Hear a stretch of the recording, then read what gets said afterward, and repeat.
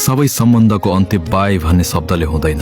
कहिलेकाहीँ मान्छेहरू बदलिन्छन्, भावना पनि पहिला जस्तो रहँदैन, अनि जीवनले कुनै कुरा नगरी, कुनै झगडा नगरी दुईजनालाई बिस्तारै फरक फरक बाटोतिर लैजान्छ। त्यहाँ कसैको खासै गल्ती हुँदैन, कसैले धोका दिएको पनि हुँदैन। तर पनि मन किन दुख्छ भने हामीले सधैँ रहने भनेर सोचेको सम्बन्ध वास्तवमा केही समयका लागि मात्रै हाम्रो जीवनमा आएको रहेछ भन्ने कुरा स्वीकार्न गाह्रो हुन्छ। एक समय थियो, एउटाको मुस्कानले अर्कोको दिन नै राम्रो बनाइदिन्थ्यो। घण्टौं कुरा गर्दा पनि समय पुगेन जस्तो लाग्थ्यो। भविष्यका धेरै सपना एउटै चित्रमा कोरिएका थिए। तर आज ती सबै कुरा सम्झनामा मात्रै बाँकी छन्। जीवनले कहिलेकाहीँ कुनै ठूलो आवाज बिना नै सम्बन्धहरू टुटाइदिन्छ।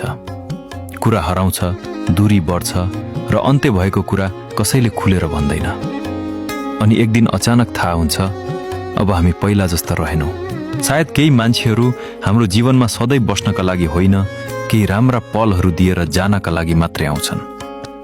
उनीहरूले हामीलाई प्रेम गर्न सिकाउँछन्, गुमाउन सिकाउँछन् र अन्त्यमा छोडेर गए पनि केही सम्झनाहरू जीवनभर साथ रहन्छन् भन्ने कुरा बुझाइदिन्छन्।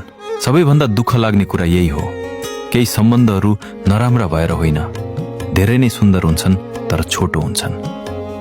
किनकि सबै राम्रा कथाहरू सधैँभरि टिक्नका लागि लेखिएका हुँदैनन्।